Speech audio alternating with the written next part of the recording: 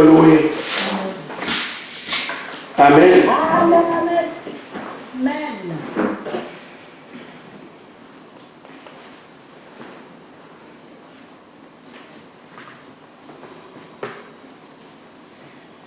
Je suis ravi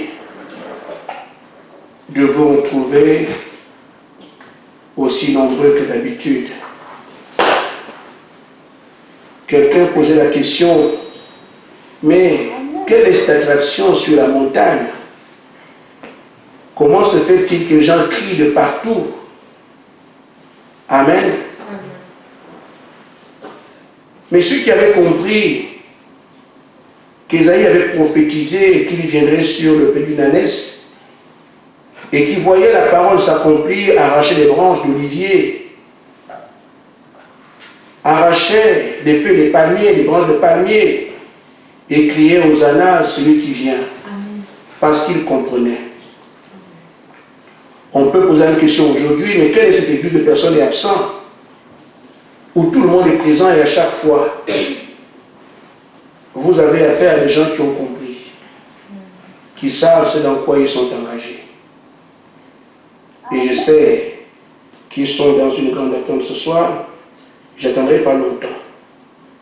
Nous retournons dans la salle demain. Amen, amen. Amen. On peut acclamer le Seigneur.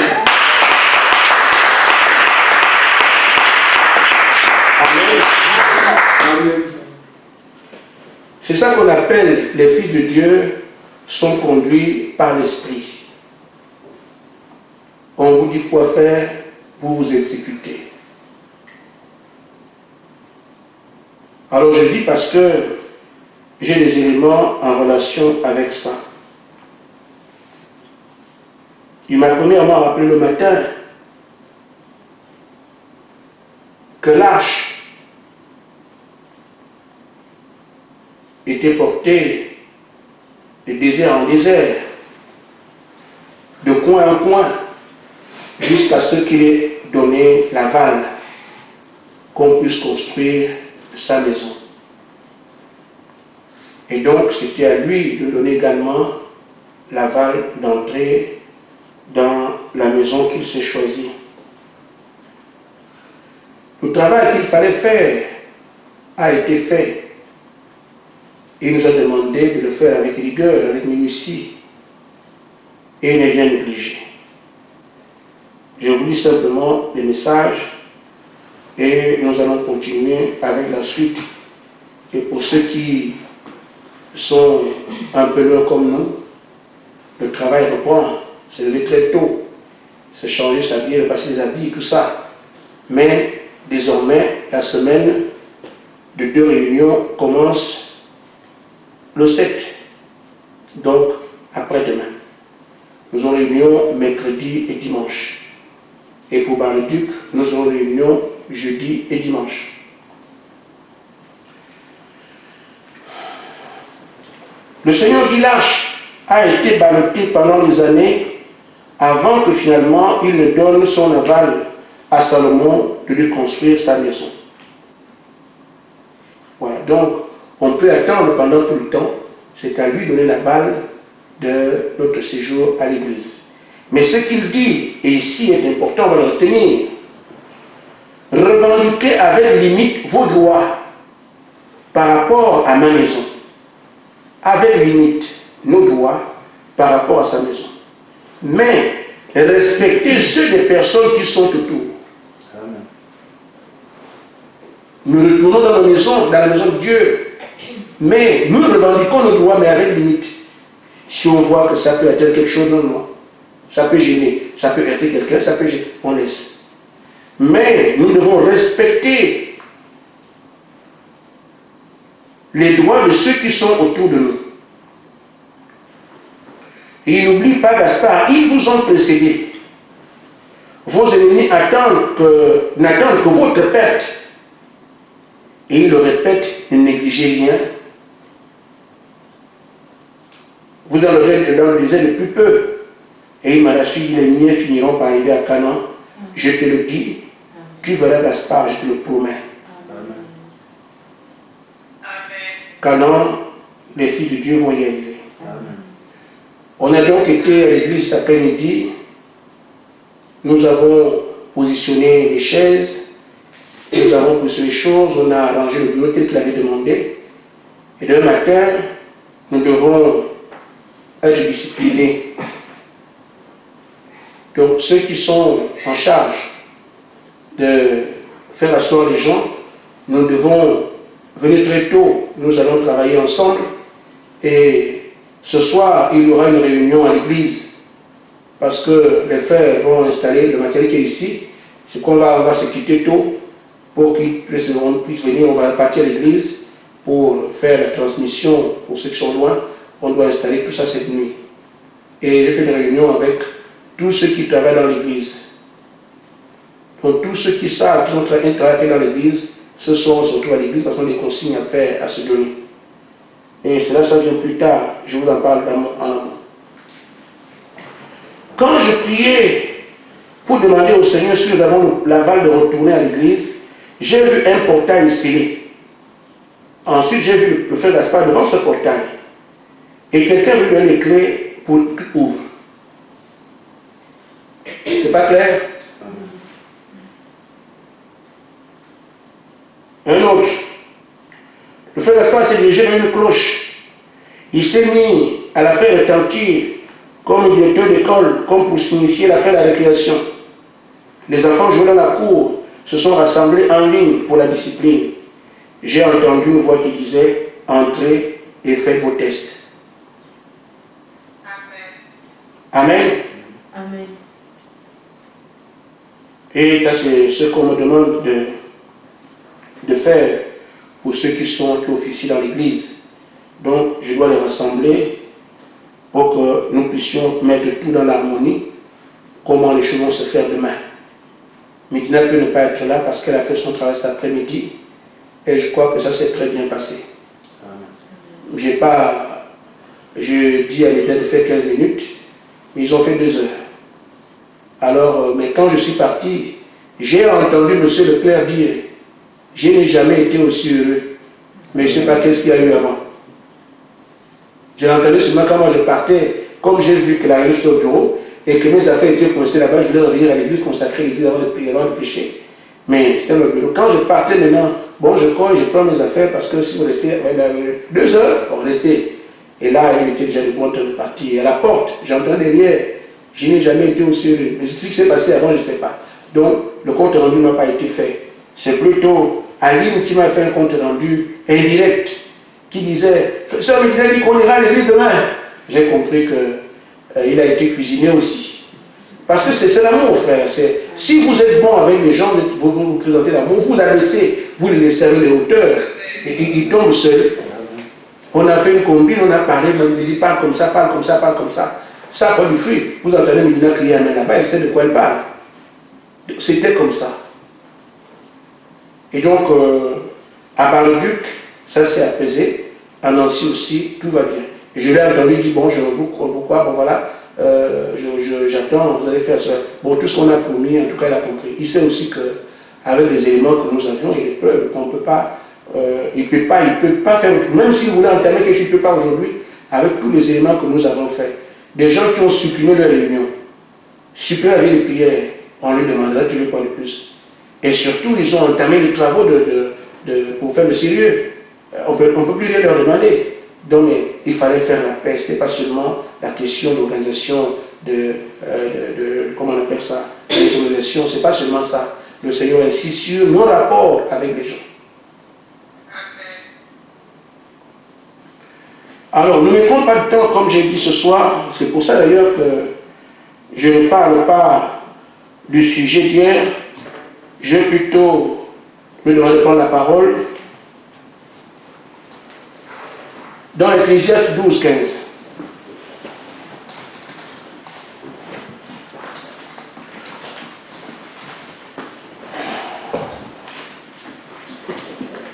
Ceux qui peuvent venir nous aider ce soir pour venir, mais je crois que le droit a été fait, mais Saint-Cyr doit être là.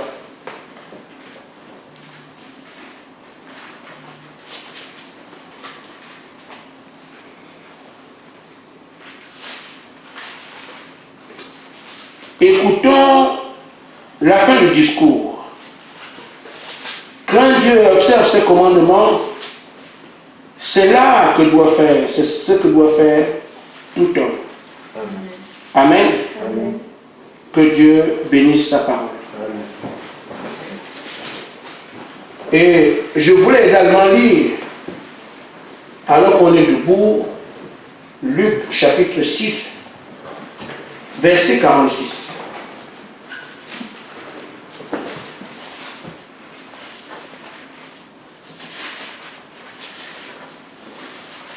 Luc 6, 46.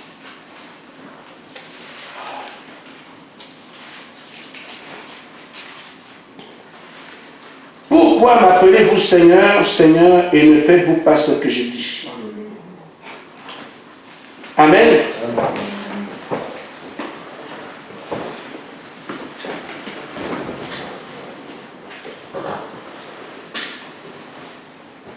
L'heure est arrivée.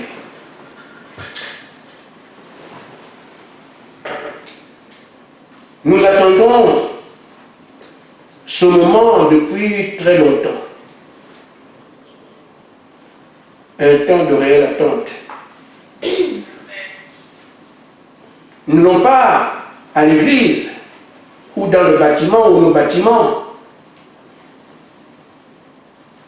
pour continuer à mener une vie de religion ou faire une vie d'église. Amen. Nous allons cette fois-ci pour attendre. Amen. Parce que un travail a été fait pendant ce confinement. Une préparation a été faite pendant ce temps. Et on nous a confirmé que ça c'est bel et bien là. On nous a jeté dehors. Allez-y, on va voir comment vous allez faire. Nous sommes revenus aujourd'hui et chacun sait ce par quoi il est passé. Les leçons qu'il tire, sa nouvelle fréquentation du monde.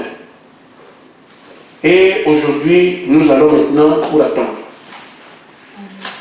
Et en allant attendre, j'ai voulu demander une chose.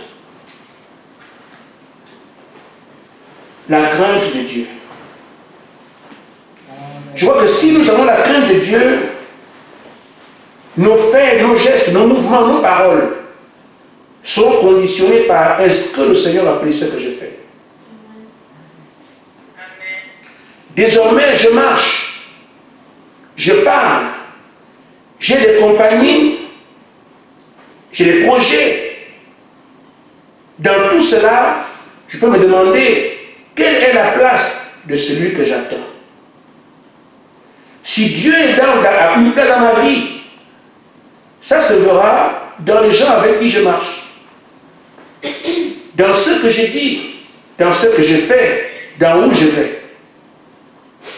Parce que je dois craindre, je sais que Dieu veille sur moi en tant que son fils. Après avoir fait tel travail, il attend maintenant que j'entre dans mon héritage. Et il m'a signifié, tu reviens cette fois-ci, c'est pour attendre.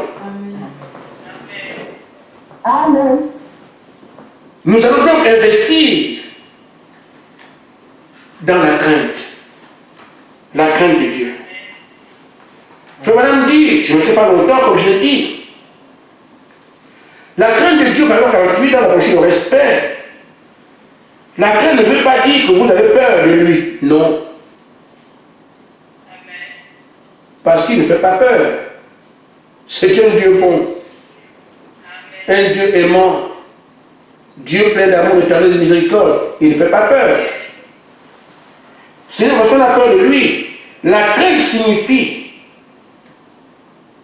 le respect, la révérence. Lorsque vous respectez Dieu, vous le craignez. Amen. Amen. Vous craignez de lui déplaire en quelque chose. Vous craignez de faire quelque chose de faux. Vous ne voulez pas faire quelque chose qu'il n'aime pas. Ceci résume notre attitude. Et l'entrée fait côté, c'est quoi? devons aujourd'hui mener la vie d'épouse. Parce que c'est ce que nous sommes qui nous présentera au monde aujourd'hui. Nous avons une grande responsabilité. On reviendra dessus en parlant du roi Assuérus, la reine Vashti et Esther. Le roi Assuérus voulait montrer à l'humanité que ça la plus belle, parce que c'était le roi du monde. Et la reine Vashti a dit, moi, non. Et on a cherché une autre épouse qui serait digne du rang de reine. Et qu'enfin, le roi devait présenter. Il a eu une épouse qui a commencé la Pentecôte. Au moment où il voulait la présenter, on est tombé dans le catholicisme qui a refusé la parole de Dieu. Et à la fin, il s'est choisi une épouse qu'il doit présenter aujourd'hui, c'est nous. Amen. Nous avons donc à passer tout au peigne fin, afin qu'il nous présente une épouse parole. Ça viendra pour quelle parole? Le message. Mais il nous a habillé la manière de faire. Amen. Quand nous prenons la voiture, l'épouse fait comment? Quand les enfants vont aller, l'épouse fait comment? Quand nous sommes chez nous, on prie comment? C'est toutes ces choses que nous avons apprises qui font la robe de mariage. Et chaque élu qui viendra demain viendra exactement faire la même chose pour entrer dans le moule. Amen. Amen. C'est ça la robe de mariage, la parole. Ainsi, toute notre vie, l'engagement qu'on prend ce soir, c'est seulement pour dire, c'est la crainte de Dieu qui désormais va orienter ma vie. Nous irons dans sa salle. Quand je vais entrer demain matin, je sais d'abord, je sais comment faire. Il fait vos tests, les tests, voir comment vous allez réagir, qu'on appelle test. Quand on sera à la porte, il y a les mesures du Covid, tout le reste. On va respecter tout. Et quand vous direz, asseyez-vous ici, nous devons, on a appris à rester au plus calme possible dans l'église. Est-ce que maintenant, je vais faire aller mes enfants aux toilettes? Oui, on fait un désordre. Nous savons comment on fait. Dès la maison, chaque personne amène ses enfants faire les besoins pour qu'il n'y ait pas de va-et-vient. Même ceux qui pourraient venir un jour contrôler, quand ils voient une salle comme ça, les gens, tout le monde calme, silencieux, obéissant, avec son masque. Vous danserez avec des masques. Vous chanterez avec des masques. Vous direz Amen avec des masques. Amen. Ce qui veut dire que vous mangez dehors. Et donc, avant la réunion. Nous devons monter plus grande discipline, la plus discipline qu'on n'a jamais vue quelque part. Et c'est nous qui sommes conditionnés pour être comme ça. Une discipline militaire, parce que nous sommes des soldats. Amen. La crainte de Dieu, c'est ça. Je ne ferai pas dans sa maison, ou alors que je l'attends, ce qui lui déplaît, au risque de voir l'esprit m'échapper. Parce que je fais ce qu'il veut. Le docteur de l'esprit se retire de moi, puisque tu dis que tu ne m'écoutes pas, on le fait comme tu veux. Je ne donnerai pas mon esprit. Nous allons pour attendre. On peut attendre un jour, arriver demain, boum, c'est l'esprit. Ce monsieur nous a dit, et j'ai fait honneur m'a amené ça, qu'il disait qu'on n'a pas le droit de faire la porte parce que c'est compliqué. On ne fera pas la porte. Et aujourd'hui, nous avons atteint le nombre qu'il faut pour rester là. 20 personnes de plus, on n'a plus de place. Dieu sait ça. Dieu sait ça. Et comme il faut faire l'accès, parce que l'accès aérien constituait un rempart, s'il y a un problème, les gens ne sont pas là. On nous dit non, vous ne faites pas, la propriété ne veut pas. C'est pas un problème. Le Seigneur fait comment gérer ça. On ne doit pas atteindre 10 personnes de plus. Si on a 10 personnes de plus, on ne doit plus rester là. La loi nous empêche. Oh, là, ce n'est plus notre affaire. C'est maintenant l'affaire du Seigneur, son esprit et les gens qui sont là. Amen. Amen. Amen. Amen. Ainsi donc, frère, Frère dit, vous devez avoir la crainte. Dieu exige cela. Au paragraphe 51, la brochure, le respect. Exige. Vous devez avoir la crainte. Dès ce soir, je me prépare désormais, parce qu'on est dans l'église, sous le sceau de la crainte absolue de Dieu. Pas avoir peur, non. La crainte de mal faire, de lui déplaire, de faire que tu n'aimes pas. C'est de ça que je parle. Je vais donc terminer en lisant ceci. Parce que Dieu est Dieu, il mérite le respect. Amen. Amen. Nous devons le respecter et avoir la crainte pour lui. Et cela pour lui du respect. Dieu exige cela pour lui-même et pour ses serviteurs.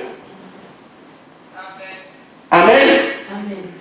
Dieu exige le respect envers ses serviteurs. Amen. Amen. Et lorsque vous respectez ses serviteurs, alors vous respectez Dieu. Ainsi, lorsque vous respectez et que nous nous respectons les uns entre les autres, alors nous respectons Dieu.